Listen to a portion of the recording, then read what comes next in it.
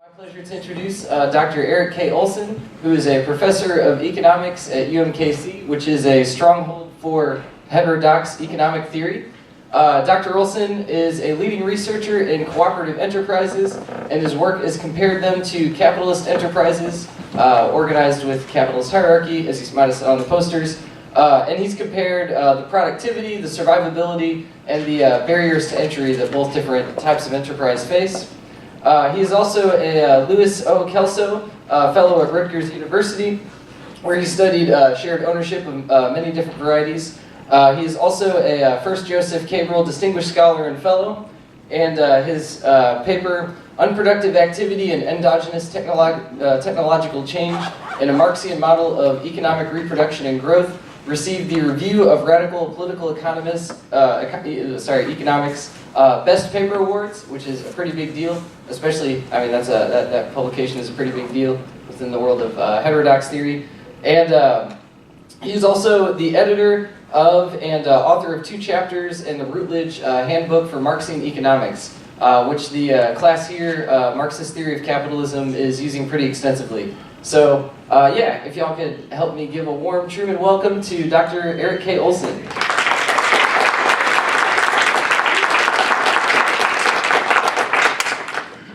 All right, thank you. Thanks, Will, for that very nice introduction. I appreciate that. I'm really happy to be here. It's a great turnout. I really appreciate you coming out tonight to hear this discussion about these issues that I think are particularly important, especially as for younger people, as you think about the development of the kind of economy that you want to live in and the kind of institutions that you want to have in your economy.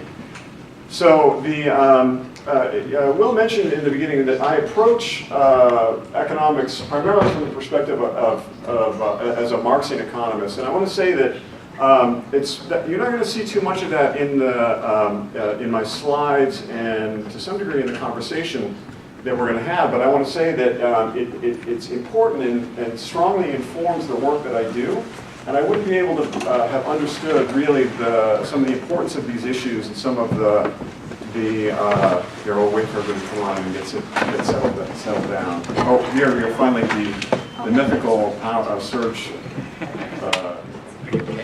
strip is here. All right. Okay, all right. So I want to ask this question about why the focus on worker cooperatives, worker self-management, and I'm also going to talk about something that I refer to as broad-based employee ownership. Because employee ownership is, or cooperatives are one place on a continuum of what we can think about as being employee-owned enterprises. And I want to talk a little bit about that because cooperatives are one particular iteration of this idea of broad-based employee ownership, but they're not the only one. But I want to say one of the things that motivates this work and thinking about alternatives to the conventional ways of organizing enterprises is, this comes from the preface to the handbook that that Will referenced, which is that most developed economies are characterized by high levels of inequality and an inability to provide stability or opportunity for their citizens. Increasingly, that was the thing that motivated us when we worked on the handbook, and it's one of the things that motivates me in my work on thinking about alternative economic development or forms of alternative economic development. Even at its best, when the economy is functioning well, there's an inability, or we see growing levels of inequality, but also an inability to provide good, stable jobs for people, for working people in American communities. And I think that fundamentally that's tied up with the basic institution of our economy, which is the enterprise. So for me, I take the position, I'm really interested in thinking about enterprises themselves. How are they organized and how can they be organized differently? So since the early 1970s, we've seen this tremendous growth in income and wealth inequality. Some of the research related to that, Thomas Piketty's famous book, Capital in the 21st Century, which some of you might be familiar with. Which was really a groundbreaking work documenting this growth in income inequality in the United States. And Edward Wolff's more recent book, not Richard Wolff, but Edward Wolff's more recent book on Century of Wealth in America, which has documented the growing wealth inequality in the United States, which is even more unequally distributed than the income in the United States. These are fundamental challenges, and I think that these are existential threats to democratic governments or to a democratic society. It's difficult, if not impossible, to maintain a viable, thriving, vital, democratic society in the face of these enormous growths in income and wealth inequality. Right? Democratic society is premised on the idea that we can all participate effectively in our own the governance of our own affairs, and increasingly I think that's threatened by the economic trends that we're seeing, particularly around income and wealth distribution. And so for me the question is, how do we address that, and how do we address that in a vital and in a way that is pragmatic and accessible, rather than something that we can be part of our everyday life, rather than something that we have to think about as or something that for many of us is going to appear unachievable. Right. So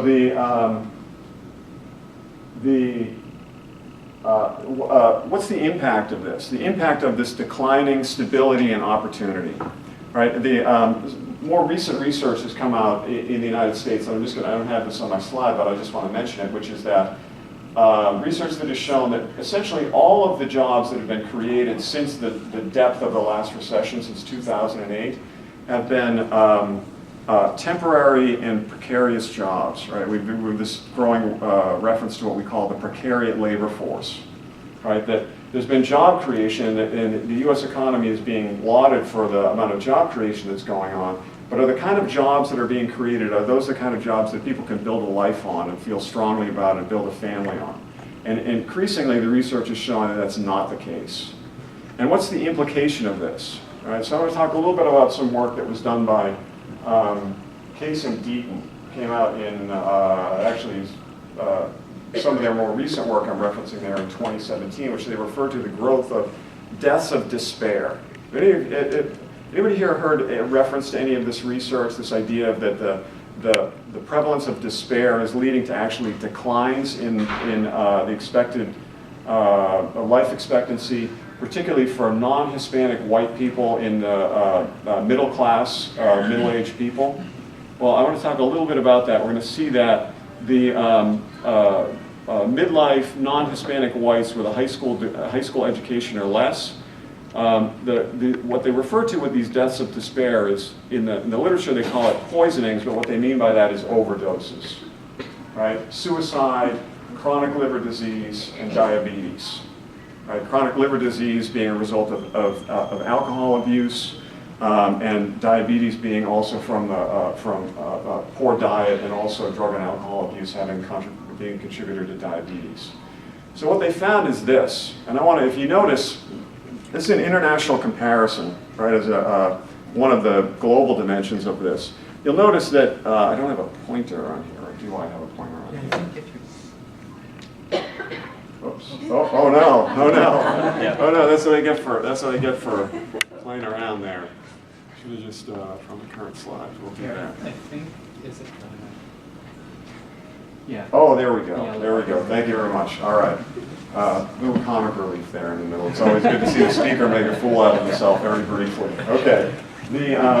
So what this is on here, what we've got is deaths per 100,000 people, and this correlates, of course, with average life expectancy. And you'll notice here that Sweden, Austria, Canada, the UK, Germany, France, etc., all of these developed countries, what you see is the death rate for people within this group, right? So this is non-Hispanic whites between the ages of 30 and 60 with less than a high school degree, right? So these are white working class people in the around the world. And what you see is that in every country here, except for one, that this death rate is declining. And there's one group here whose death rate has actually followed exactly the opposite direction, and that's the United States. And I think that's it's an example of what the implication of all of this is for people when we have this an economy that's performing this way. Because this period, in the period after 1990 and accelerating after 2000, in the 1990s, That was a period when the US economy actually performed very well, but was also seen as growth in income inequality and wealth inequality, and also a decline in the quality of jobs, right? The stability and opportunity that the jobs were providing to people was also declining during that period. And consequently, what we've seen is that it's had an impact really on people's lives in a very visceral way. Literally thinking about their ability to survive into old age has been declining. So how do we think about that? How do I want to think about that? Or how do I want you to think about that? Now I've turned this thing off. Oh.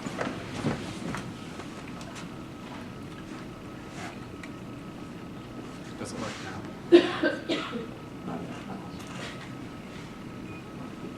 Technology is great. I have to see how it facilitates our ability to communicate well.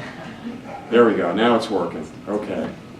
All right. So, yeah, there we go. All right. I think we've got it now. All right. So, and again, here we have these different contributors to these what Case and Deaton call deaths of despair. So, diabetes, but also chronic liver disease, suicide, lung cancer, and poisonings. Again, poisonings being the term that they use for overdoses. Right, so it's clear that the performance of the US economy is having an effect on people's lives in a very, very intimate and very visceral way, and the fact that leading to the growth of these things. And so the question that is incumbent on all of us then is to think about how do we change this? Right? And what I want to say is that here's a little bit of my Marxist perspective here that's going to come out. I'm going to refer to this, which is that we can say that even at its best, the capitalist enterprise, that most fundamental institution of the economy, can be criticized for being exploitative and alienating, right? Work itself, the work in the enterprises can be considered exploitative and alienating, right? And it can also be the site of unnecessary and unacceptable imbalances of power. Right? As you go out into the workforce, what you'll discover is that one of the things that American workers complain about regularly is being subject to the power of others without any ability to participate in setting the policies or having an effective recourse to being able to counterbalance the power that's going to be exerted on you in the workforce. You go into the workplace, you give up your right to participation. That's a fundamental part of the wage bargain in a capitalist economy, which is that you receive a wage, and in return you give up your right not just to what it is that you produce, but the conditions under which you produce. Right? With there are some limited protections that are granted by federal labor law, but by and large you give up your right to both what it is that you produce and how it is that you're going to produce it. That can be both an alienating and exploiting, an exploitative and alienating proposition, and it can also be made worse by the imbalances of power. So the question becomes, can we reform the enterprises as they exist today, the conventional firm? Right? Is what I'm going to propose here, which is I want to think about this problem, I think about it more generally, which is the question or the problem of why is it that capital hires labor rather than labor hiring capital? That's a different way to think about the firm, right? Which is why does capital hire labor instead of labor hiring capital? We're going to get to, I'll explore that in a little bit more in a second here, but I want to think about, well, maybe the arrangement as it exists today is perfectly fine, but it just needs to be, we can think about some way in which we can try to move back in the direction of which the U.S. corporations formerly were performed. There was a period, sometimes referred to as, was called as the golden age of American capitalism, basically from about 1947 up until about the 1970s, when U.S. corporations were, in some sense, lauded for taking into consideration a variety of different stakeholders in the corporation. So what do you think of the different stakeholders in a corporation? Well, one of them is the shareholders, obviously, who are the ones who own the enterprise. Who might be the other stakeholders in a corporation? Labor would be one, the people who work there. The customers might be another one. And the community in which those enterprises exist might be another one. Right, so we can think of there being shareholders, the employees of the enterprise, there can be the customers of the enterprise, and there can be the community in which it exists. And U.S. corporations during that golden age period were lauded for their willingness to manage the corporation with the interests of a variety of different groups in mind. So there has been a push very recently, and I've seen a number of books that are starting to advocate for this, which is the idea, which is we need to go back to that. Right? We need to go back to the idea that corporations should be run for the benefit of a variety of different groups, and not just for the benefit of one. And because presently, after the era of the shareholder value revolution, they're run primarily for the interests of the shareholders. So, and I want to think about how that happened, right? And that came about, didn't just emerge as a result of market competition or just the invisible hand of the marketplace.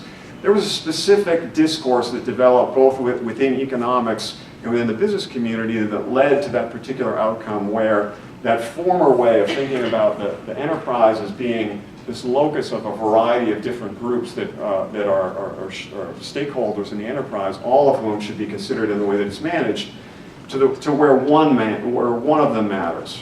And the one that matters is the shareholder. So how did that come about? Well, it's usually pointed to the beginning of this is an article, not an academic article, by Milton Friedman. You guys know who Milton Friedman is? Chicago school economist. They know Milton Friedman, right? The Chicago school economist, Nobel Prize winner, very famous, well-known economist, and not.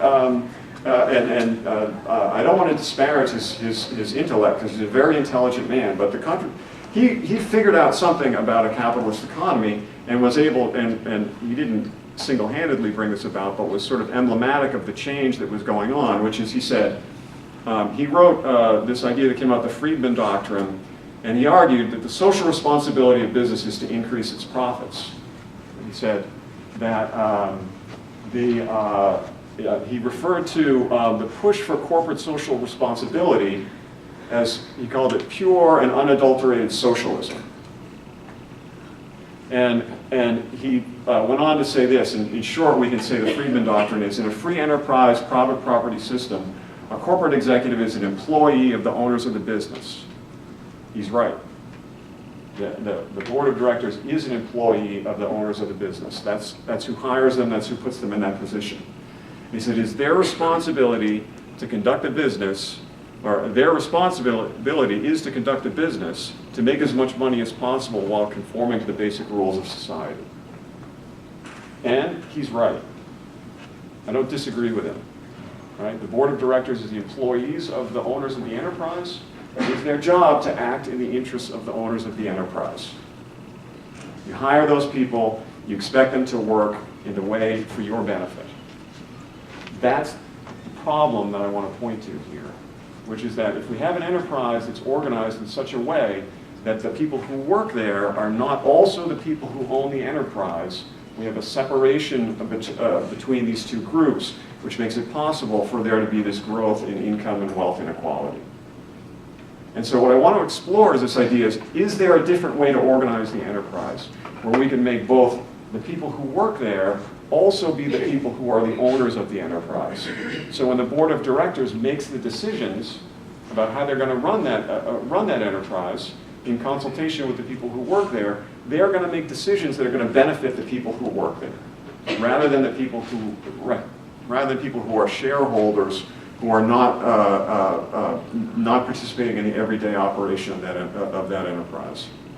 So this is a little bit of the history of this too. It was later became very formalized and given prominence in management schools by the work of some scholars. For example, Jensen and Meckling were influential in the development of this, and some recent scholarship has really charted how that became influential within business schools, and business schools, which is where people who in the business world are primarily trained, and how that idea that Friedman and others, first at the University of Chicago, which is where Michael Jensen was trained, how that migrated into the business community and how it's had the effect that it's had. All right, so so let's think about other ways that we might organize in enterprise. And I want to say that that in order to address these issues of income, wealth inequality, these deaths of despair, that we need to make change in the basic productive unit of the economy. Right? There's two basic productive units in the economy. There's the household and there's the enterprise. That's the way we organize what is produced in this economy, and it's also how it's distributed. Right? Households are a site of production, enterprises are a site of production, and I'm going to talk tonight primarily about enterprises and how we might have changes or reforms to the way enterprises are organized and run. There are other strategies. One of them is to think about that we're going to think about the state as either augmenting or supplanting the system of independent enterprises, social democracy or state socialism. And I want to say that it is my feeling that generally that these are not inspiring a great deal of energy among people in the United States. Right? The idea of social democracy, which is, I should take that back, right? If we can look at the Bernie Sanders campaign, for example, as a push towards, for a movement towards social democracy, well, in that sense, there definitely is a movement in that direction. And what I want to propose tonight is not in contrast to what Sanders and others have been proposing, but rather as a way to augment what it is that what they're proposing. So let me get on to think about this, right? So I want to talk about fundamental reorganization to democratize wealth ownership and promote an egalitarian distribution of income and power. So I want to bring up this idea that we talk about workplace democracy. What does it mean? All right, so in the Anglo-American countries, by which I mean the United States, Canada, and Britain, that workplace democracy occurs only in employee-owned firms, especially in worker cooperatives. And I want to point out why that's an Anglo-American phenomenon, because in Europe, that is not the only place where workplace democracy takes place, right? In Germany, they have what's referred to as the law of codetermination. Anybody here ever heard of the law of codetermination? Right? The law of codetermination says that in businesses, that workers, the people who work, this is a German law, they say that people who work in those businesses should have a seat in the management of those businesses. They have seats, mandatory seats on the board of directors. Right, that is unique, and I just came back from a conference in Berlin where we were discussing this, so I had to point out that economic democracy in the United States really is limited to this. We think about, in particular, thinking about employee-owned firms or worker cooperatives, and with a few exceptions, and I'll talk a little bit about the Cleveland model. There is what we refer to as the labor-managed firm, which is another variety of this. Let's take a look at different ways of organizing the firm. And I want to look at this on two dimensions, right? So I want to think about control, and I want to think about residual claimancy here. All right, so control is pretty obvious, which is who's in charge, who has participation rights in the management of the enterprise. We can think about that as the control rights within the firm. The other dimension of this is residual claimancy. Does anybody know what that means, residual claimancy? Yeah, it's an economics term that means I get the profits. Right? The profit recipient. We refer to that formally as residual claimancy. So there are a variety of different ways to organize these two different sets of rights. Right? So and we've got two different groups here that I want to point to. I want to talk about workers, or people who are employed within the enterprise, and non-workers, which means just people outside of the enterprise. Right? So if we look at this, and we look at these two boxes, so this would be, well, we'll start here. Right? So who is it who receives the profits and has control of the enterprise together? Well, in a worker cooperative, that would be the case. There's also this older form, the labor-managed firm, which is a bit of an anachronism now, so I'm not going to talk about it too much. Right? So that box there is populated by types of firms wherein the people who work there both receive the profits and have the control rights of the firm. Have any of you ever done business with a worker cooperative? I don't know if there's any here in Kirksville. What's that? What's that? No, there's not. Yeah. You probably are not familiar with them in your everyday life because they're not super common in the United States. There are some quite large ones. The CHCA, the Cooperative Healthcare Associates in the Bronx, for example, in New York. It's a cooperative of about 2,000, 2,500, primarily low-income women of color who do home care. Right? Home care, they go in and they take care of people who are either elderly people or people who have health issues that requires them to have home care. Typically a low-paid, very difficult job with very little benefits and very little job security. Right? CHCA went in and they organized these women in the Bronx, most of whom, the majority of whom were actually immigrant labor as well. Very notoriously difficult group to organize because they're looking to keep their heads down because they have reasons to be concerned about becoming politically prominent. The CHCA went in and organized them and turned that group, 2,000, I don't know, they're growing rapidly, so I don't really know that they're over 2,000 employees now, made that a stable job that pays well and provides benefits for them and gives them cooperation rights as well, or participation rights as well. So in Cleveland, the Evergreen Cooperatives were started in Cleveland about 7 or 8 years ago. In the urban core of Cleveland, in order to provide employment opportunities for people in the urban core, especially to people who have been excluded from the job market because they might have a criminal record, for example, which is very debilitating for people's job prospects. You can think of other ones too. There's a cooperative bakeries in California or in San Francisco. When I was in graduate school at the University of Massachusetts, we all bought our books from a bookstore, which was a worker cooperative bookstore. Right, the copy center in the town where we went, where we all, back in those days before you get everything off a website, you had to go to a copy center and get everything, and the worker cooperative copy center. So they're relatively common in certain areas. Let's look at this, a different distinction here, which is what if the control rights of the enterprise belong not to the workers, but the profits belong to the workers, right? So think about that. I work in an enterprise, I'm one of the profit recipients of the enterprise, but I don't have participation rights. That is typical in the United States of an employee stock ownership plan. How many of you have ever heard of an ESOP before? Maybe more of that. How many of you have ever shopped at Hy-Vee Foods, right? Hy-Vee was until recently, if you go in there, you look on their cart, it says proudly employee owned, right? When you push the carts, right? On their bags, I shop at Hy-Vee Foods, they'll say employee owned. That is a different variety of employee ownership. Right? Until recently, they were 100% employee owned through employee stock ownership plan. Right? So while co-ops might be relatively rare and the labor managed firm might be a bit of an anachronism, employee stock ownership plan is a very ordinary thing. We're going to go through some of the prevalence of that.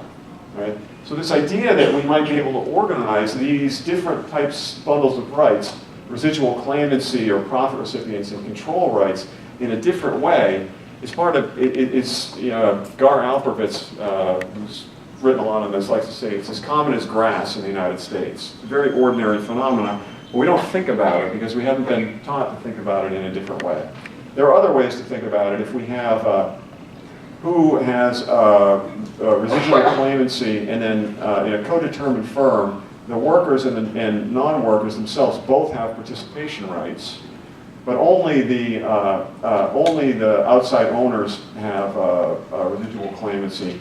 And in a traditional capitalist firm, both the control rights and the residual claimancy or profit rights belong to the non-workers. Right? The board of directors is hired by people outside. They act in the benefits of the shareholders, and the shareholders have both the control rights and the residual claimancy in the firm.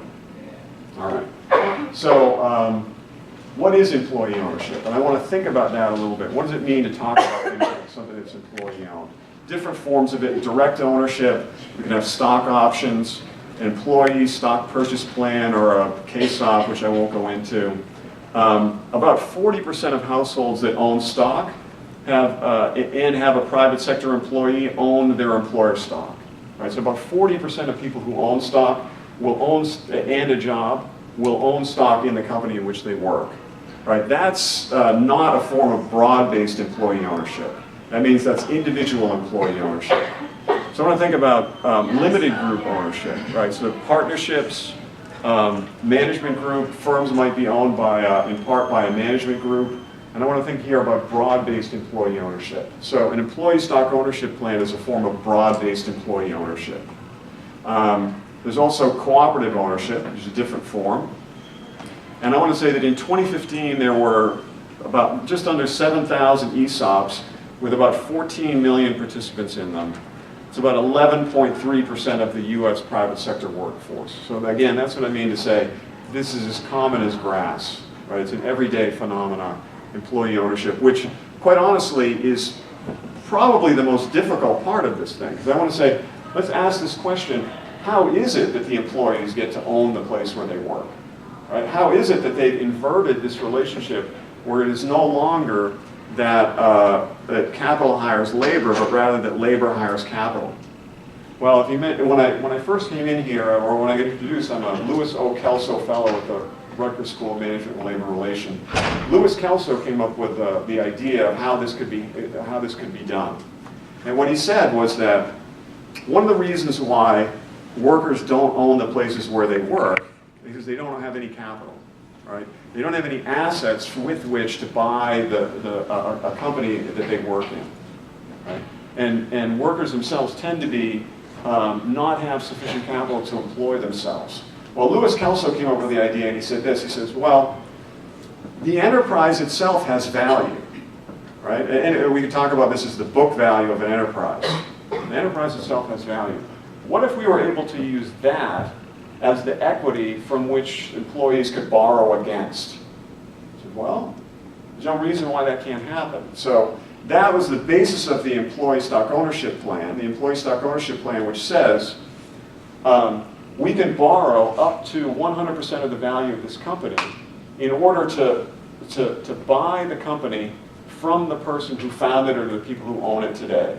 And this is the #1 way in which these types of businesses get created, which is somebody starts a business, they grow it to a certain size, and they decide, well, you know, it's time for me to retire. What are their alternatives?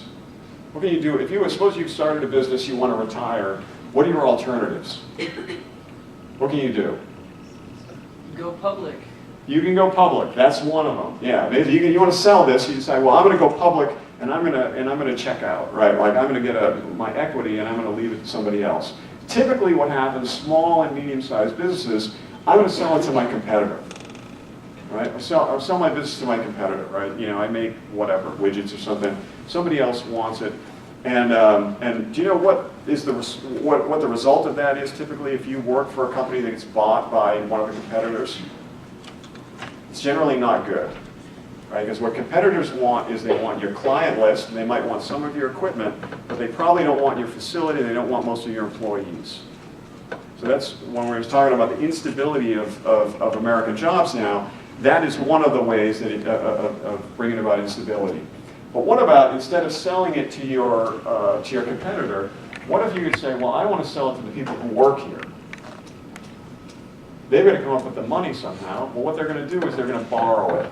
And they're going to borrow against the equity of the corporation in order to buy out the exiting owner. That is the primary way in which employee stock ownership plan companies have been made, and they're and continue to be made. And it allows to use financial markets to overcome the limited resources that working people have in order to try to provide ownership for themselves. That was the real contribution that Lewis Kelso made, and it is continued to be used today to turn companies in this particular direction. But I want to say that well, I'm going to go through some well-known examples of broad-based employee ownership. So the Kansas City Star, from 1926 until 1977, was 100% owned by the employees who were there, right? They were bought out, I think it was by Gannett in 1977, and run by Gannett until Gannett spun them off. Kansas City Star is still there, not employee-owned anymore, right? Hy-Vee Foods, as we mentioned too, 56,000 employees. In 2013, they were the second largest majority employee-owned enterprise in the United States. Right, another model. Burns and McDonnell, right? How many of you know I've heard of Burns and McDonnell before? Yeah. So they're a significant company in the Kansas City metropolitan area, which is where I'm coming from. They're an engineering and design firm, 100% employee owned, 100% owned by the people who work there. I'm actually going out there in April to do a site visit to do some work with them as well, because they're a model firm. They have participation in management, and they're 100% employee owned. How does it sound would it sound like to work at a firm like that? Does that sound like inviting? Are you going to receive both your regular income and you receive profit shares on top of it, right? So you're going to get paid more. And they have a limited amount of workplace participation. So Burns & Mac routinely shows up on those lists of the 100 best corporations to work in the United States. And they're consistently among the 100 best companies to work in the Kansas City, or the top 10 Kansas places to work in the Kansas City metropolitan area. Black & Veatch, over 11,000 employees, also 100% owned by the people who work there. So the idea that the people who work in a place could also be the ones who own it should not be considered very far-fetched to you. Right? It's very common in the United States. This is why I wanted to say that we have a continuum here. Worker cooperatives are one particular way of organizing a majority employee-owned enterprise. It has a particular advantage. Right? The advantage of a worker cooperative is I both own shares in this company, and I have a right to the democratic participation in its management. Right? So I have both control rights and participation rights. ESOPs do, I've got some more on here. W.L. Gore, right? You've heard of Gore-Tex, right? Some of you are wearing Gore-Tex in here. 100% employee-owned company, also a relatively progressive in terms of their participation rights as an employee-owned enterprise. See who else have we got? Oh, CHCA, which we discussed already. In the UK, the John Lewis Partnership, 100% owned by its employees, and has almost 90,000 workers in it. So I just want to dispel this idea that broad-based employee ownership is something that's unachievable or it's something utopian. Right? Again, the quote guards, as common as green grass in the United States. Oh, I left one out here. The Mondragon Cooperative Corporation. To talk about this from an international perspective, have any of you heard of Mondragon before? Mondragon Cooperatives? It's the most well-known, longest established network of worker cooperatives in the world. It's in the Basque country in Spain. And they have 74,000 worker members, right? I shouldn't use that term employees because they are in fact workers and members of the cooperative. Right? They run heavy everything from heavy industry to a university. Right? So they've demonstrated that not only can it be done on a large scale, but it can be done in a variety of industries as well. So we know that ESOPs are the most prevalent form of employee ownership in the United States. There's about 3,000 to 4,000 of them where the ESOPs own the majority or all of the equity of the firm. I tend to refer to these as MEO, or majority employee owned. What's the number of worker cooperatives in the United States? Well, that number is, there's about between 300 and 400 worker cooperatives in the United States, employing tens of thousands of people. Right, so again, those are two different forms of broad-based employee ownership, just two different articulations of those combinations of residual claimancy and control rights. Worker cooperatives have existed in the United States since the 1700s. They typically limited to very small businesses in a limited range of sectors. So what's the difference between these two? The difference between the ESOP and the cooperative is those management rights. Right? ESOP owners have the status of what's called beneficial owners.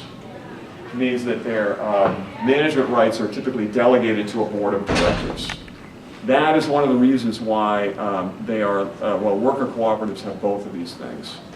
I'm going to skip through this just in the interest of time because I'm running short on time. We've got 10 minutes left. Yeah. All right. let's think about some of the, what are some of the criticisms of allowing workers to both manage and control themselves? I've heard some people say this is like putting the inmates in charge of the prison, right? Right? Or the inmates in charge of the hospital, right? Which is that chaos is going to break out. Well, that's not what typically happens. But one of the things that was pointed to was an influential paper by two economists named Olsen and Dempsey, who argued that profit sharing broadly reduces managerial incentives and will lead to shirking by both managers and employees. Right, this is the famous critique of shirking is going to take place in these enterprises.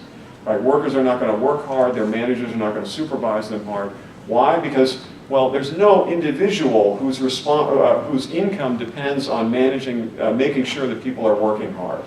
That was their argument, which is if profits are broadly distributed, then no individual has the incentive to make sure that people are working effectively. Well, most of that, one other point I'll make here too, which is another economist by the name of James Mead argued, he brought up what's referred to now as the 1 over n problem. Right, and the 1 over n problem says this, which is, if I work hard in this business, then I'm going to create additional profits within this business, right? And you would argue, one would think that there's an incentive, if I'm an owner of this business, that I'm going to work harder, right? If you worked in an enterprise, think about it, if you worked in a place where you received part of the profits, would that incentivize you to work harder? I think it would, right? I think it would. I think for most people it would. Economists are trained to think a little bit differently, and I know that because I am an economist, and I sometimes train students to think this way, which I shouldn't, but you know, we have to teach certain things. You know, you have to, if you're going to be in the church, you have to go with the liturgy, right? Like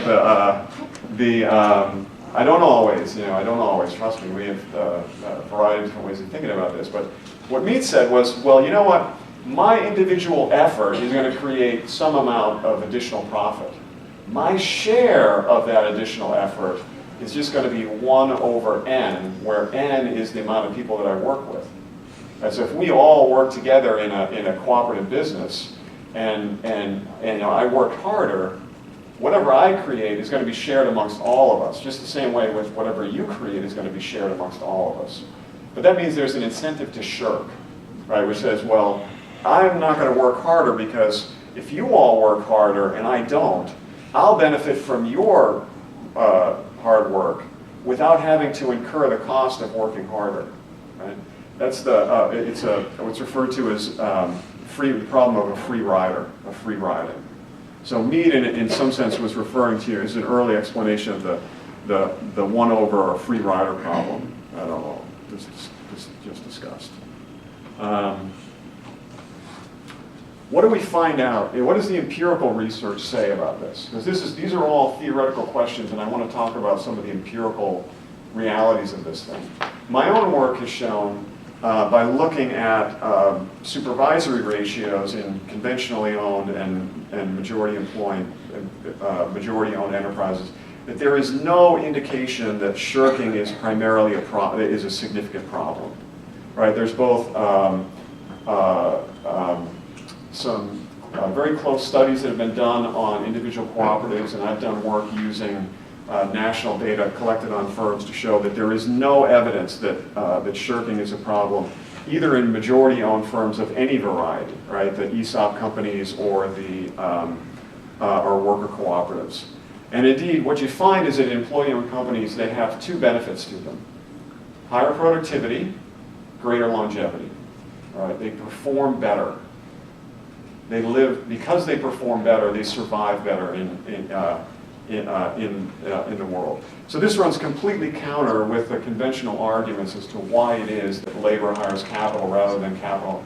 Why capital hires labor rather than labor hiring capital. There's no evidence to support that. All right. So we see productivity gains. We see improved business survival.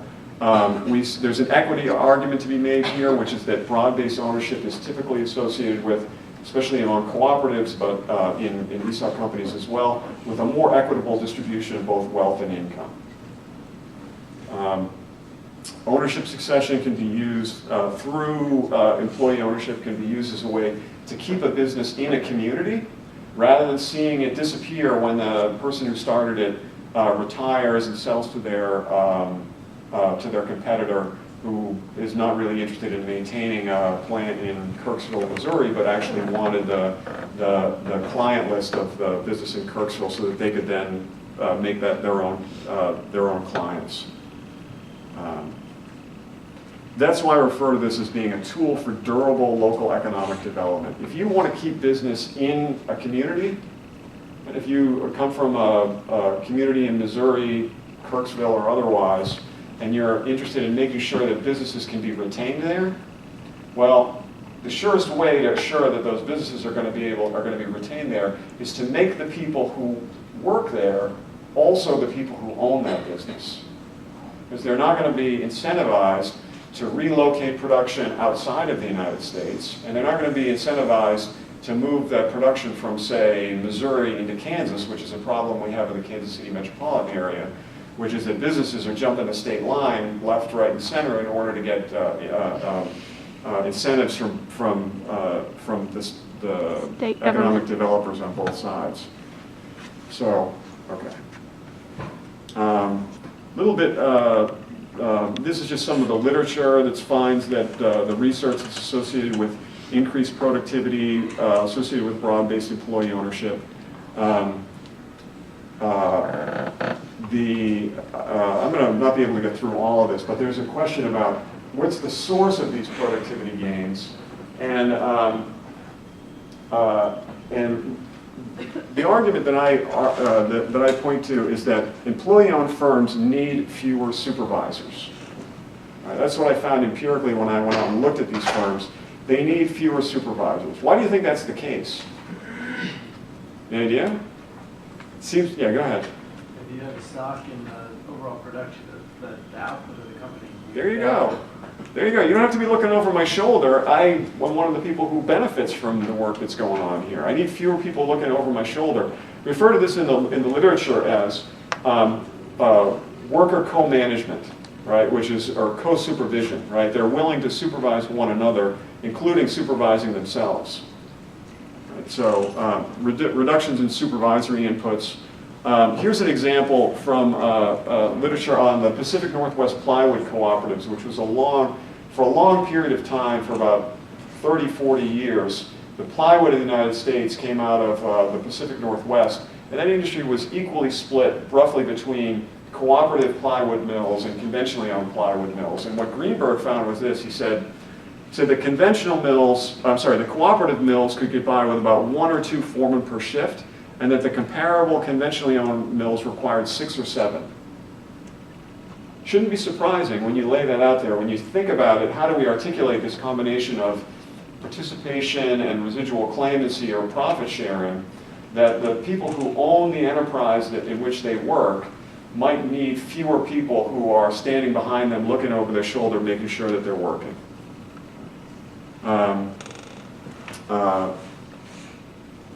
Right, so this is some of my colleagues, Doug Cruz, Richard Friedman, and Joseph Blasi, who said, the free rider problem may be overcome by the creation of implicit cooperative agreement among employees to work hard, enforced by co-monitoring, monitoring coworker performance, and applying peer pressure where needed.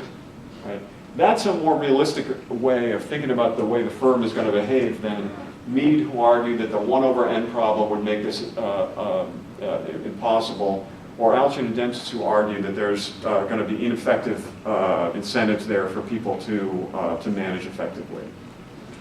So yeah, I'm gonna probably flip through this. One last thing, since this has to do with thinking about, I want to bring an international dimension here too. An economist by the name of David Gordon did a significant amount of research, and updated by later sociologists. He said that there was a tremendous growth in supervisory ratios in the Anglo-American countries relative to the European and Asian countries. Right? So if you look at the number of supervisors per worker, in the United States, in Canada, and the UK, we use a lot of supervisors and relative to the number of workers. Relative, I should say, in comparison to the continental European countries and in countries in Asia. Any idea why? Why do you think that the Anglo-American model is to supervise your workers intensively and discipline them extensively, rather than finding some other way to motivate them to work? We use, David Gordon, he said that in the United States we use the stick strategy. We don't use the carrot strategy. He said in the European countries, they motivate workers to work through paying them well and giving them better job stability. Right? And empirically, that's observable when you look at the structure of the enterprise, when you look at the structure of the company. And I think that what I found in relation to looking at employee-owned companies is that the stick strategy requires a lot of stick wielders. Right? If you're going to motivate workers by using a stick rather than a carrot, you need to hire a lot of people to do that. And one of the ways that employee-owned businesses, in particular worker cooperatives, but to a lesser degree, majority employee-owned ESOP companies, the reason why they have productivity advantage, I would argue, is that they have a reduced need for supervision. Now, the last thing, we'll go to comments here, because I think I'm just about out of time. But the last thing I want to say is that even though majority employee-owned and cooperative businesses have a productivity advantage and they have survival advantage, the survival advantage is significant. The productivity advantage is significant, but not huge. Right? And that, I think, explains why it is. And what I mean by that, they're about, their productivity is estimated to be about 16 to 18% higher, which is a lot, but it's not 100% higher. Right? It's not like, we can't be too overly optimistic about the effects of changing the structure. But that helps to explain a couple things, which is why, number one, yes, it is viable and sustainable to organize a business in this way. To organize a business where the workers themselves both own and control the enterprise. It's financially viable, and it's in terms of their productivity and survivability, it is also viable. But this also explains the relatively small size of this comparative advantage that they have, explains why it is that they don't drive conventional businesses out of the market. Right? They can compete with them, and to some degree they can compete better than them, and it's just that they survive longer. Their survival period is extended. But they don't drive them out of the market. So what does that mean? And I have I'd have to go through a bunch of slides, but I'm going to conclude with just saying this, which is, so what does that mean for those of us who think that this should become more widespread? Well, it means that you need to build institutions and laws, a legal structure that encourages and facilitates this. Because the spontaneous development of this, the sort of the idea that in an evolutionary model that a firm with a particular type with an advantage will drive out all the others, is only true if that advantage is significantly enough that they're driving everybody else out of business. Right? We look at in the Pacific Northwest with the plywood co-ops, there's about 50-50 for essentially the life of the plywood business in the Pacific Northwest, which has since moved on because they burned through their resource endowment up there. Right? So they existed in a relationship with one another, and neither one of them driving the other one out of business. They were effectively equal competitors with one another. But there are advantages for the society to choose one of these over the other.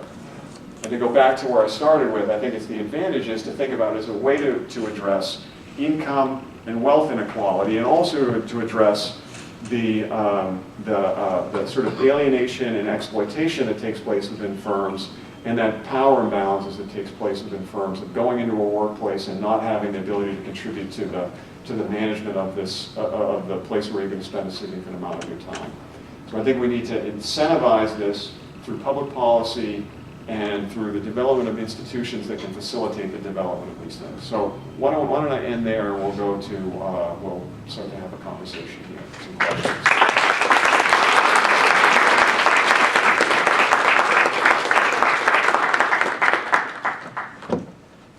Yeah, in the back. I was wondering what would be the role of unions in workers' cooperatives, and concerning insurance benefits, is there a tendency for greater or less lesser will for providing generous or sufficient insurance benefits? Good question. All right, so the question was, what's the role for unions in this? And the second one was insurance benefits in, I think you're asking me, in these firms, do they provide good insurance benefits? The second one is easier than the first one. The compensation and benefits in these firms tends to be better than they would be in their conventional counterparts. So I'm not sure exactly about the insurance, but I would presume that probably their insurance benefits are probably as good as or better than their competitors. Again, we don't really, you don't find a list of the top 100 employee-owned firms to work for, but if you look at these lists of the top 100 best companies to work for, the top companies to work for, they typically, the employee-owned firms are typically all throughout those lists. They treat their employees extremely well. And the question about unions was an interesting one. About, what was it, 2008 or 9, the U.S. steelworkers and Mondragon Cooperative Corporation from the Basque Country reached an agreement where they were going to, together, they were going to develop industrial cooperatives in the United States, because what Mondragon is known for is mostly for their industrial cooperatives. And that got a lot of us very excited, and unfortunately, it hasn't really come to fruition. In Cincinnati, there is the Union Co-op Initiative down there, and but I would have to say that the union movement has not gotten involved in this to the degree that those of us in the cooperative movement would like to see. And I shouldn't put myself on either side of that equation, because I'm a former member of UAW Local 2322 and a member of the executive board at one point. So, so when I say that I'm kind of, would like to see more participation by the union movement, I consider myself as sort of one of the people who's advocating for that from within the union movement. So there hasn't been, the steel workers are interested in this, and other unions are as well. But keep in mind that the unions, their primary mission is to negotiate wages, hours, and conditions with conventional employers. And this is kind of a different task that we're asking them to take on, and which is to think about the well-being of working people more generally. And I think they just started to really take it up. Yes, so looking at worker co-ops, one of the big questions I have, and the major concerns I see, is that when you give workers democratic control over the business and the profits as a whole, workers would be incentivized to look at the short term instead of the long term, not incentivizing maybe the growth of the company and research and development, but instead opting to increase their own salaries and wages instead. So not only would that limit the growth of the corporation, but innovation in general. And I'm afraid that on a large scale of worker co-ops across America, Europe, Asia, you would see innovation go down. And innovation has really been the factor that's allowed the world as a whole to increase to the point it has in the past 200 years. Excellent points, and I want to say that your intuition has brought you to some of the central questions that the economic literature has dealt with. I'm really impressed that you brought up those questions, because the economics literature around this has grappled with these issues for decades.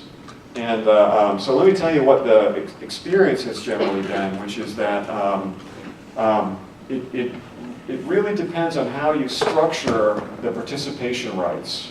And there's a difference between direct control and democratic control, or democratic participation rights, which is rather than smaller cooperatives, like, I don't know, there's 100 people in this room, maybe something like that, like, we could all come together in this room and make this decision democratically. Larger cooperatives like CHCA, they elect their representatives, and the representatives then participate in the planning process for the firm, right? And so it really is highly sensitive to how it is that you structure the participation rights, and also if you have built into it certain safeguards. For example, one of the things you brought up is referred to in the literature as the horizon problem, right? And so here's the way we would characterize the horizon problem. The horizon problem says, I work in a cooperative, but I think I'm only going to be here for 5 more years. Maybe I'm going to retire, or maybe I want to move, or I think I'm only going to be here for 5 years. Investment is a long-lived asset, right? It's 30 years long, right? Something like that. Am I going to want to invest, the company to invest in a 30-year-long asset, even though I'm only going to be here for 5 years? The answer is no, right? I would rather put that money, no, it's good, I don't need that anymore. Anyways, I'd rather put that money in my pocket today rather than invest in an asset that's going to pay benefits to people when I'm not here. Well, if what the member of the cooperative actually owns is a share of the, has a capital account, meaning that I essentially have a claim on some of the assets of the firm, and when I leave, I have to get bought out, right? So it says, we're going to invest in this thing, and I have a claim on the capital stock of this firm, and when I leave, you're going to have to buy me out. That's typically the way it's structured now, to avoid that horizon problem, because I don't care. Because if I leave 5 years from now, the amount of money that was contributed to these capital assets is going to come back to me when I leave. So that's one of the ways to overcome the horizon problem. The innovation problem is an interesting one. And I know at Mondragon, for example, Mondragon takes innovation very seriously. And in fact, they have a research and development cooperative there that's responsible for doing research and development work, not only for the cooperatives within Mondragon, but some of their biggest clients are Microsoft, Google, Amazon, right? So they have structured it so that there is a particular element of that cooperative that's required, that is dedicated to working on research and development and on innovation. So again, it's just your intuition is exactly right, but other people have also sort of recognized that these are potential problems, and there are ways that you can structure the enterprise to try to deal with it. Capital accounts being one of them, and then particularly, at least in the larger cooperatives, to sort of institutionalize innovation. In the same way that innovation is institutionalized in larger corporations as well. There's 2 visions of innovation. One of them is the institutionalized version, is one that innovation comes naturally out of the production process of what you do. So the second one is probably going to occur no matter what you do. And the first one is something that you just have to be careful, aware that you innovate, or that you invest in. So I had another question. Oh, right here. Yeah. So like you have like a very suggestive link between like declining like life expectancy in the U.S. and sort of the firm structure. Yeah. There. Do you know of, it would be an enormous research project to undertake, but is there a literature that really like correlates like firm structures and like psychosocial experiences of employees? Yeah, that's a good question. And the connection I was trying to make there is this, which is there are 2, to me, things that really stand out about the development of the U.S. economy in the past 30, maybe 40 years. One of them has been the change in the way corporate management is understood, the way corporations are managed. That shareholder revolution moment, if you will, that began sort of with Friedman and the Friedman Doctrine, but then has become more broadly institutionalized, which has seen American enterprises become a lot more cutthroat in the way that they treat their employees, right? That golden age ended. The reason they call it the golden age was that was a period of both increasing productivity but also increasing wages, right? Where wages increased and well-being increased with that, and also had the idea of that opportunity went along with it as well. So that is one of the things that's oftentimes pointed to as having a significantly detrimental effect on the economic conditions for working people. And Case and Deaton very clearly argued that they believed that it was the diminished economic conditions of working people that was leading them to have that, the growth in the deaths of despair that they referred to. So for them, they point to the decline, the diminished position of working class people in the United States as being the driver of these deaths of despair. And for me, I'm trying to make the connection between the changing political economy of American business with the changing economic positions of American workers. So the answer is there isn't I don't know that it's very difficult to make that correlation, but I think that if you consider it, there's a strong connection there. Yeah, go ahead. So I was kind of curious how like competition plays into this. You mentioned the lumber companies, Yeah. and let's say they have no differences. You choose one for whatever reason, Yeah. and if our business system is set up like this, what prohibits us from reverting back to a capitalist system created by competition of choice? Like there's no, do you know what I'm saying? Yeah, the firms, that happens with some regularity, to be honest with you, which is, they call it, I saw this term recently, a negative conversion, right? Which is that firms that become majority employee owned, whether they're through an ESOP or through a worker cooperative, get bought out, right? They get, because that's what it means when you say go back to saying like the conventional capitalist corporation, which means the shareholders are going to sell. That does happen, and it's just part of the nature of this. And while to some degree it might be might be disappointing for those of us who advocate for broad-based employee ownership to see that happen.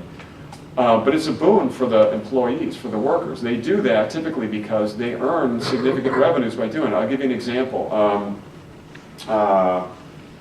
Fat Tire Brewery in, Fat Tire is a brand. The brewery in Colorado that makes Fat Tire. Do you know the name of that? Yeah, you know the name of that brewery? Anyways, everybody know Fat Tire beer? Maybe you do, maybe you don't. Anyways, it's quite good, right? So that company was bought out by the employees, right? It became 100% employee-owned ESOP company, and it was a model ESOP company, right? That company was founded by two people, a married couple, who built that brewery into a large and successful brewery in Colorado, and decided that they wanted to transition the ownership of that to the employees. They didn't want to sell out to a conglomerate. They wanted to sell to their employees, and they did, and it was a successful ESOP conversion. Well, I just found out that about 6 months ago, they got bought out, right? And it's no longer a majority employee-owned enterprise. And the reason why is because the people who owned it, somebody made them a very good offer. They offered them so much money that it was in their best interest to sell to another company. And a lot of those people will retire on the money that they'll make from that. And that's the reality of this, because it does remain a viable option for them. And and the workers who are involved in that will earn a significant amount of money because of it. And fair play to them is all I can say. Yeah, go ahead. Yeah, you talked about kind of how worker co-ops have an improved business survival rate, Yeah. and I was just wondering, kind of like in the research you've done, if you have found that in times of like economic crisis in different like capitalist countries, did it seem like worker co-ops and like worker owner or employee owned workplaces tended to like fare better in those economic crises? Yeah, that's a really good question. And the answer is absolutely. They tend to fare better. They have a better survival even through economic crises. And I'll also point to one other thing too, which is that they tend to have much more stable jobs for the people who work there. Because what do cooperatives do when they have a recession? Well, what does a conventional business do in a recession? They lay people off, right? I need fewer employees. I'm selling fewer goods and services. I'm going to lay people off, and that's just the reality of the capitalist job market. Well, what cooperatives tend to do, and this has been studied in a variety of different national contexts, rather than lay people off, everybody reduces their hours. So we all keep our job. We're just going to work fewer hours. What it means is, rather than a subset of people bearing the burden of this, we're all going to share the burden of this, and we'll all share it equally. Right? It's a much more equitable way of thinking about of reducing people's workload. Now, in ESOPs, there's a significant literature, and I'll point to a book by two of my colleagues at the Rutgers program, which is Fidan Kurtulis and Doug Cruz, who wrote a book that showed through this last recession, ESOP companies maintained their employment much better than their conventionally owned counterparts. Right? So the ESOP companies are much less likely to lay people off when there's a recession, And so as an economist, I would think about that. Well, that would put them at a disadvantage, right? Well, what it would do is it's going to reduce their profitability, right? Because they may keep people on who might not be, they might not have sufficient, might not be working as efficiently as they would be otherwise. Well, who's the profit recipients? Well, it's the people who work there, right? So I would rather keep my job and have my profit share go down than lose my job, right? That's the kind of some of the workplace dynamics that they find. So they found, and some of my own sort of research that is in an initial phase, what we do find is that workers in employee-owned companies, I've heard this language used, that workers are sticky in employee-owned companies. What does that mean, they're sticky? It means they don't like to leave, right? They don't want to leave, so they tend to stay in these companies for much longer than they would in their conventional counterparts. I'm not sure why. I mean, I can suggest why, which is that they tend to get paid better. They tend to get they don't always, but they may have some participation rights, and they may also have better working conditions more generally. And so, you know, it's not to their benefit for them to leave. So you have both greater employment stability for a variety of reasons, less layoffs in both the ESOPs and in the co-ops, and better work experience, so people tend to stay in them longer. Is the reverse also true? In boom times, do they actually hire fewer people? That is a really good question as well, because that's one of the, another issue, and your intuition brings you to an issue that's well known in the literature as well, which is that would they restrict their employment in order to keep these benefits for themselves for a variety of different reasons, both enhanced control rights and better profit sharing for them and so forth. That is unknown at this point. We don't have a good, that's unresolved in the literature. The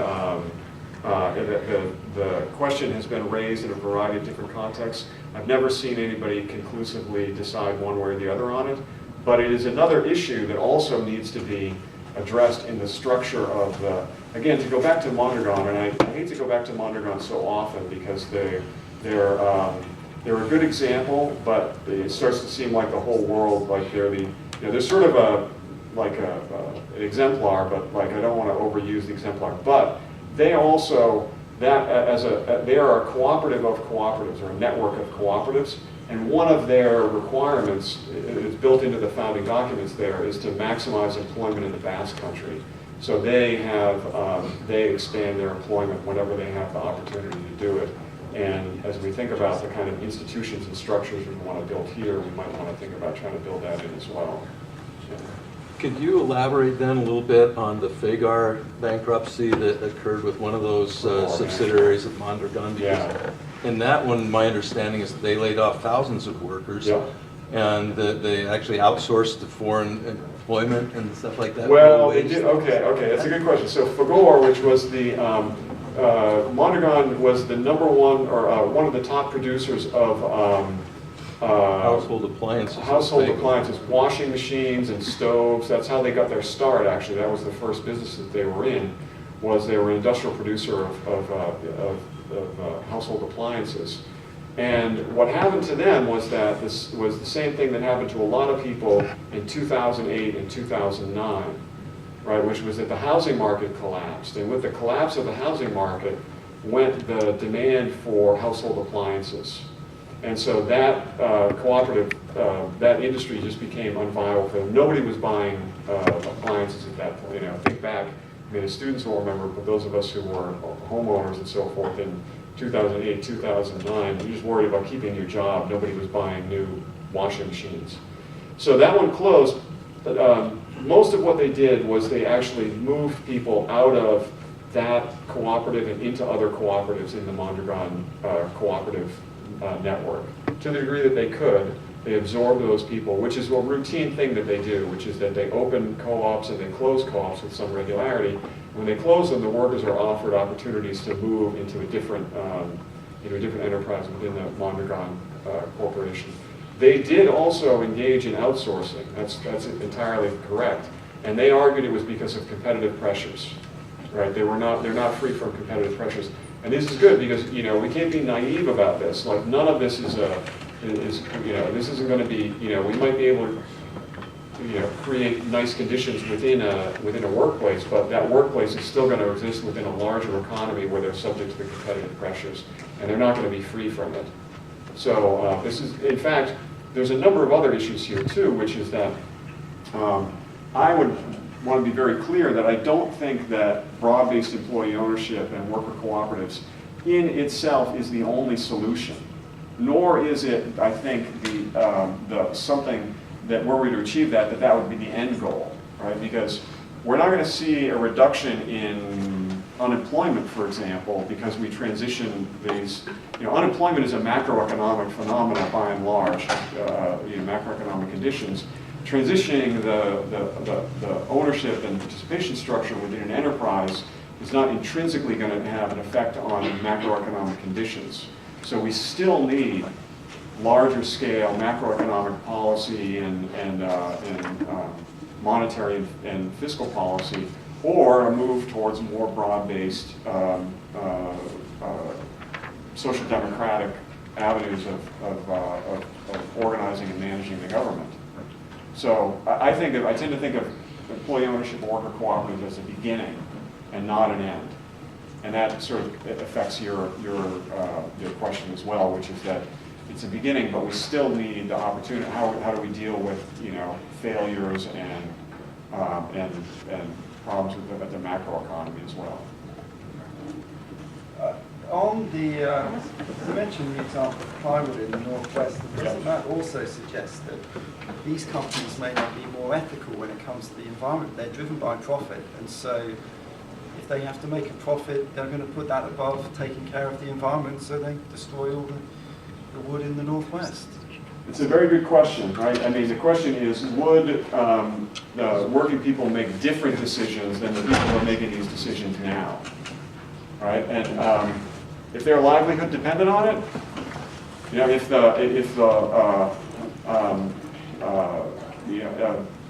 their children's education and their putting food on the table and paying their mortgage depends on it, they may behave exactly. They may make the same decisions.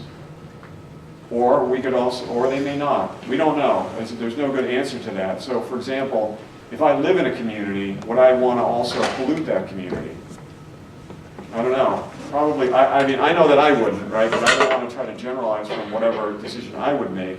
But you can think of that if the people who are affected by these decisions are also the ones who are making these decisions, it may come out slightly differently. I'm very familiar with the Pacific Northwest plywood, the problem of the plywood industry. So you point to one that leaves it, intrinsically suggests that like maybe they would have made the same decisions that that some of the lumber companies made up there. But in other situations where the land, the air, and the water that I breathe and eat, drink, and walk upon is going to be polluted, I might I might not want to make that same decision. I might be more interested in investing in pollution abating technology than a company where the shareholders don't suffer those same benefits, right? So in an ordinary corporation, the people who bear the direct effects of environmental externalities in a community are typically not the people who are the shareholders, and then hence typically not the people who are going to be. They're not going to have an incentive to make. They're going to have an incentive to make a different decision, I guess, is what I would say. So I don't know is my answer to you, but I think we can think of a variety of different ways where they might behave differently. But it's also an example where I say that this in and of itself is not the only answer that we need. We need, significant, rigorous environmental protections in order to prevent this from happening, no matter who's making those decisions. What situations would motivate owners to sell to employers rather than to their competitors? That's a good question.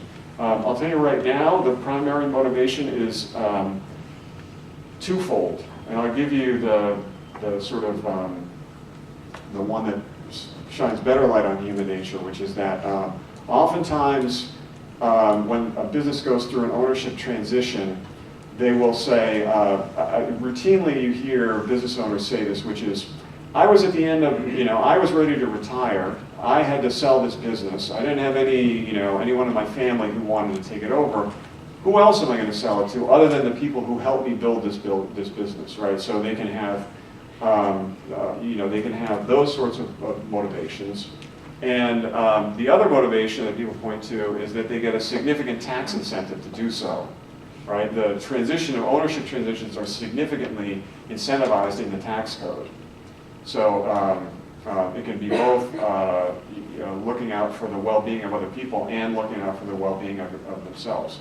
And quite honestly, ESOP companies, there's a number of ESOP, 100% or majority employee-owned ESOP companies that have used this mechanism. The same tax incentive exists to create a worker cooperative as it does to create an ESOP company. The interesting question is why do they almost always become ESOP companies, and why don't some of them more routinely become worker co-ops?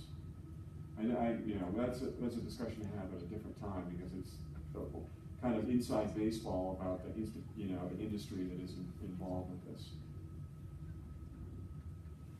Yeah. In Costa Rica, cooperatives are very successful, and some of them have grown like even more than private similar companies in the services that they provide. I think they have grown also because the government has provided the tools for them to grow, like social security and public education from primary school to graduate studies, and economical or help to the workers. And so my question is, do you think like the United States is prepared in the institutional way or legal way to provide those guarantees so that cooperatives can grow like the top private companies? Right, very, very good question. You say Costa Rica? Yes. Yeah, so let me talk, since I didn't talk too much about this during my presentation, let me just first talk a little bit about the international dimension of this in the countries where there's a lot of cooperative development going on, Costa Rica being one of them, Uruguay being another one. There's a significant cooperative development going on in Uruguay, specifically because both the legal and the tax structure there is favorable towards their development. And outside of Mondragon, the Basque Country, there's a significant concentration in the southern tier European countries, but particularly in the Emilia-Romagna region of Italy, which also has, for its own particular historical reasons, has a significant number of cooperatives there, but Italy more generally, but Italy, Spain, France, large numbers of cooperative developments, and now more in Latin America, Costa Rica, Uruguay, and some other places, some other Latin American countries that haven't had quite the extensive development. But so your question is, what does the United States have the kind of institutional and legal structure in place to facilitate that? And the answer is definitely not.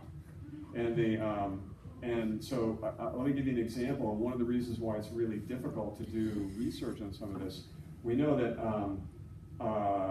the corporations, businesses incorporate at the state level, they don't incorporate at the federal level. And so you can incorporate it as a Missouri business. I think it's less than, it's only right around half of US states even have a law where you can incorporate as a worker cooperative.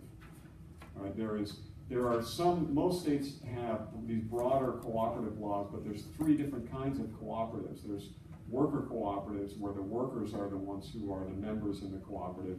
There's a consumer cooperative where the patrons of the business are the ones who are the members of the cooperative and receive the benefits. And there's a producer cooperative, which is where you have independent producers who form a cooperative business, like an ethanol plant or something like that.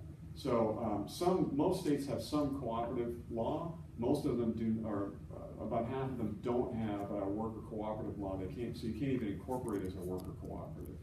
And then there are a few states that have, and there's a push now to try to create more of these. The Ohio Employee Ownership Center is a model that people have pointed to. It's been around for quite a while. The Ohio Employee Ownership Center exists in order to provide institutional support for, meaning information and legal help and so forth, for businesses that want to transition to employee ownership in the state of Ohio. So that's the kind of thing, these regional, there's recently one that will soon be opening up in New Jersey. There was one in Massachusetts, there's a new one in Vermont. I would like to see there be one in Missouri, which is if somebody in Missouri was interested in transitioning their business from conventional ownership into some form of broad-based employee ownership, that they could have a place that they could go to get help and information about doing that. I'll give you an example. Like I was recently, a couple of years ago, I was on a radio program with the founder of Boulevard Brewery. Boulevard Brewery in Kansas City, I'm sure most of you are familiar. Well, I don't know, most of you are under 21, so you probably have never gone. But Boulevard Brewery, grew up. It's a local Kansas City institution. And Boulevard was recently bought out by Duvel, right? They're a Dutch company, a Dutch international conglomerate, beverage conglomerate. And I was on a radio program. They asked me to be on this radio program to discuss the impacts on the Kansas City economy. And the first question I had on my mind was going to be, why didn't you sell to your employees? And the founder there, he got interviewed, and the first call that came in, over the radio, the caller asked, why didn't you sell it to your employees? And what he said was what he said was not correct, in the sense that he got bad information. And had there been, whoever was advising him gave him incorrect information and in essence took a lot of money out of his pocket, because he could have had a significant tax incentive had he transitioned that to employee ownership rather than selling it to Duvel. So that was a costly mistake for him that could have been avoided had there been, for example, a Missouri Center for Employee Ownership that would have advised him on an alternative way about maybe transitioning his business. And, Boulevard would still be owned and operated by people in Kansas City, Missouri, rather than Duvel. Sorry, but did you point out to him that he lost money, and how did he perceive that? I didn't point it out to him on the air. I did point it out to him afterwards, and he looked askance at me, thought that I might be trying to pull a fast one on him, but he's a nice guy, actually, too, a really nice guy, but I think he got bad advice in that transition. Yeah, right here. So a lot of the examples that you give make it sound like the employees are somewhat middle-aged or older. Yeah. In my employment experience, I work with a lot of people who are seasonal, part-time, or minors. How does those type of employees affect cooperatives? Yeah, that's interesting, because being a member of a cooperative is a commitment. And for younger people, you really are not looking to make that kind of a commitment to a workplace until you graduate, right? Until you graduate, and then you're ready to do it. There have been cooperatives that were that involve large numbers of seasonal employees. One of them being in the Pacific Northwest. There used to be a number of tree planting cooperatives up there, which was, they have this timber industry. There's deforestation that goes on, and there's reforestation that goes on through timber planting. That's a seasonal job. And I'm not exactly sure how, but there have been cooperatives that have been organized around seasonal employment as well. Young people, on the other hand, I'll give you another example. Where I went to graduate school, the University of Massachusetts at Amherst, there were 2 or 3 student-run worker cooperative businesses there. There was a food store, like a coffee shop food store, and there was a restaurant. It was pretty, it wasn't very sophisticated food, but they had a restaurant. Mostly they were open for lunch. It was a student-run, student-owned businesses that were cooperatively owned and operated. And when those students graduated, they left the cooperative, and new co-op members came in every year. So as a matter of fact, both of them are still there. Earth Foods and the other one, People's Coffee, I think it was called. Right. So you could probably find some models. You could, if you were interested here, you could maybe be a co-op developer here at Truman and try to develop a student business. Where, again, we mentioned this at dinner, which is one of the difficulties of creating and sustaining student organizations is that every year the most experienced members of the organization graduate and leave, right? That's what you're supposed to do. If we're successful, that's what you do, right? But if you can create the institution that can perpetuate itself with members as the membership moves through there, both of those co-ops at the University of Massachusetts have been there since the 1970s. So they have figured out a way to perpetuate themselves as an institution with a student population that continues to change. You mentioned the productivity increases in the carrot-led enterprises, right? 16 to 18%, something like that. Have there been any studies that, and this is a related question, have there been any studies that extend that to compare between self-employed people, where it's like 100% co-op, right? Yeah. You know, those types of studies, and compared to stick-led? No, and the reason why is because it would be too difficult to compare them, right? Because for self-employed people, you're talking about either one or a very small number of people, and these other businesses tend to be, at least 7, 8, 9, 10 people for some of the smaller co-ops, something like that. What would your hypothesis be if you could get that data? That's a good question. I always point this out in one of my classes, which is the idea of supervision. One of the reasons I focus a lot on supervision is you can think, for example, the idea of supervision for somebody who's self-employed is absurd, right? Like, I'm going to hire somebody to look over my shoulder while I'm doing my job. It doesn't happen, right? It doesn't even make sense, right? Because I wouldn't want that person telling me, get back to work, right? Like, I make that decision. That's one of the real advantages of this, right? Which is that I decide, how it is that I'm going to work. And so You've never had a personal trainer? You're right. That's the example of where you do hire somebody to look over your shoulder and tell you what to do. I don't know. Because I can come down on this on both sides, right? One would say, well, the self-employed person might work harder because they receive all the benefits of themselves. But I also might say, well, they might choose leisure rather than labor at different times, right? They might choose, well, I'm going to choose a pace of labor that's more conducive to my well-being, and like makes me, as long as I can earn enough money to keep myself employed in a viable enterprise, viable business, I might choose to not work so hard. Whereas in an employee-owned business, that would have to be a collective decision because there's worker co-monitoring that goes on. If the person next to you decides they're going to take a lot of coffee breaks and they're checking Facebook and they're, I don't know, young people don't do this anymore, but standing out in the loading dock smoking cigarettes too often or something like that, people will sell them. That's not appropriate. We need to, we made this decision about when we're going to take breaks and how we're going to work, and we need to honor that because we can't all go out there and we can't all take these number of breaks. So I think that there's the cooperative decision about choosing what's an effective work effort might actually be higher in some cases. So I guess I couldn't speculate a hypothesis on that. It's an income effect versus a substitution. There you go. Exactly. We don't know which side that one's going to come down on. Okay.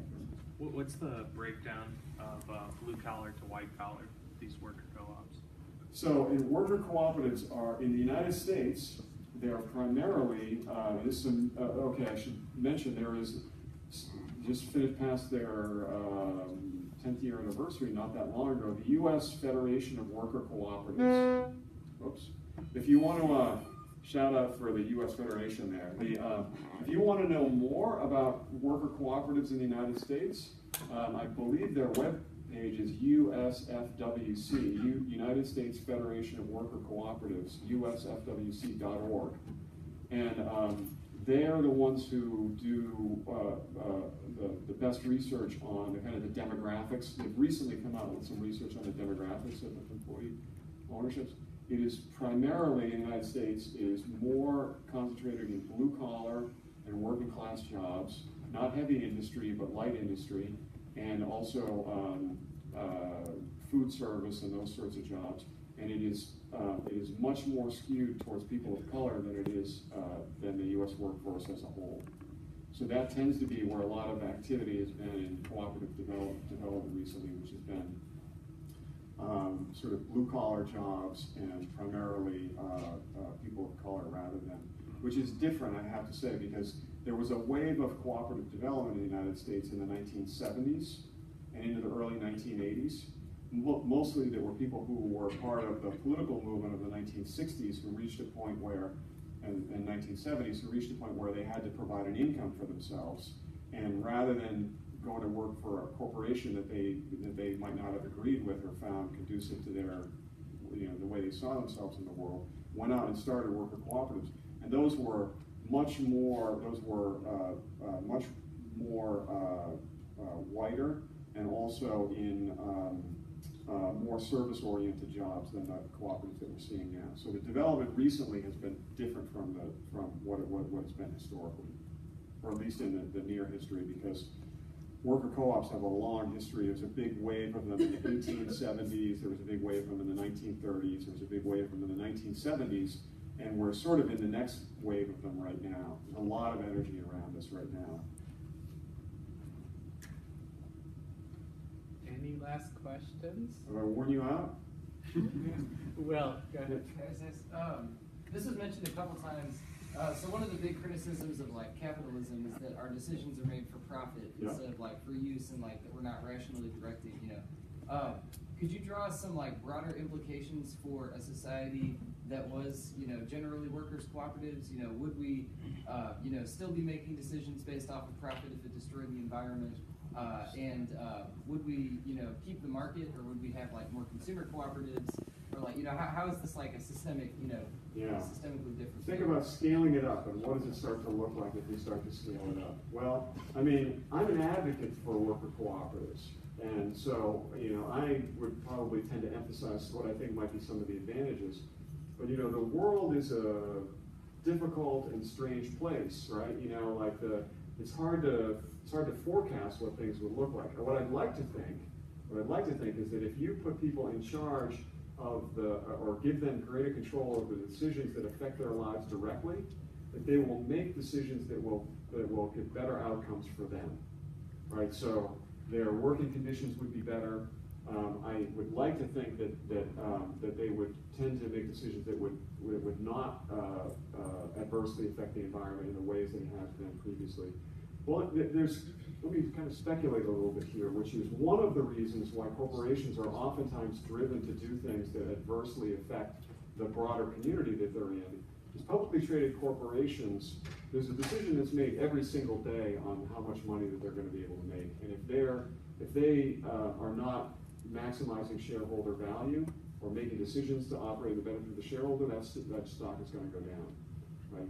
And that means that broadly throughout the economy, there's going to be people who are going to be losing money. The shareholders are going to lose money, and they're going to be upset about that because they receive the benefits without necessarily bearing all of the costs of the behavior of that firm. If you make the people who work there also the shareholders, they're the ones who can make the decision that they don't want to support their own livelihood, for example, by undermining the environmental conditions in the communities that they work in. I also believe that people will be more, if they have greater stability, greater job stability, that they're going to be more open to the idea of pursuing ideas that might bring about more thoroughgoing progressive change, because the worst thing that you can do to somebody is make them unsure and worried about their livelihood. Those are people who are easily persuaded to do things, or perhaps even elect somebody that might not be in the long run best interest of the country, but providing people with greater job security and greater stability of their income gives people, I think, the ability to be able to make decisions that are more foresighted and more can include, be more favorable to their community and the people that they live with and work with on a daily basis. But it's hard to speculate. That's the thing. That's the difficulty, right? You know, my former professor, Richard Wolff, used to say, you know, that the world is overdetermined, right? It's a complicated, overdetermined process, so it's difficult to speculate on the outcomes. But I have to say that on the whole, I think that since I've said that I don't believe in this just as an end in and of itself, I do believe that it has the opportunity to provide for people to make better decisions in a variety of different ways. Not the least of which being deciding I don't want to pay the chairman of the board here 340 times the average wage of one of the people who works there. But I'll give you an example. At Mondrian, they do have wage differentials, but they tend to be, the highest wage differentials tend to be around 5 or 6 times, not 340 times the lowest paid worker. Do you think a good answer as to why worker co-ops would make decisions that are more like environmentally friendly versus like traditional corporations, especially if they're big and they do a lot of damage to the environment, like Exxon or something? Is that if it's publicly owned, like all the, or I guess if it's a traditional company, it's owned by like one or a select group of people who are usually going to be really wealthy, so they're going to be insulated from the effects of climate change, and they're going to be the last people affected by it. So if it's like publicly controlled, then they're all going to, I guess, face the effects of it equally, so they're going to make decisions that benefit them. Well, there are a number of companies that are owned by a very small number of people who, for example, are prominent climate change deniers, right? Their opinions fly in the face of contemporary science, and have decided that they're going to make decisions that are going to continue to adversely affect issues related to climate change. And you know, it was Upton Sinclair who said that it's very difficult to get somebody to believe something when their income depends on them believing something else. Right? I guess that cuts both ways, I have to say, actually, though, for worker cooperatives as well. But you know, some of the people who are the biggest climate change deniers are also the people who are making the most money out of the oil and gas industry. So I think there's something. Now the question is, would worker cooperative members in the oil and gas industry also continue to make those decisions? I think what I was getting at is that, like, if they would be adversely affected by climate change, assuming they believe it's a real thing, whereas like if it's just like the CEO of Exxon or like a few, like the shareholders, they're a small group of people who are very wealthy, they're not going to be affected because they're rich, they can buy their way out of like it be enslaved by the effects. So I think that's what I think in both cases they need to be constrained to make the right decisions. Right. Yeah. Right. No, like we need to the public policy plays an important role in making sure that the environment, you know, the constraints within which all these decisions are made are the ones that are beneficial for you know, humanity and the planet as well. Any last questions? Okay, thank you. All right, thank you.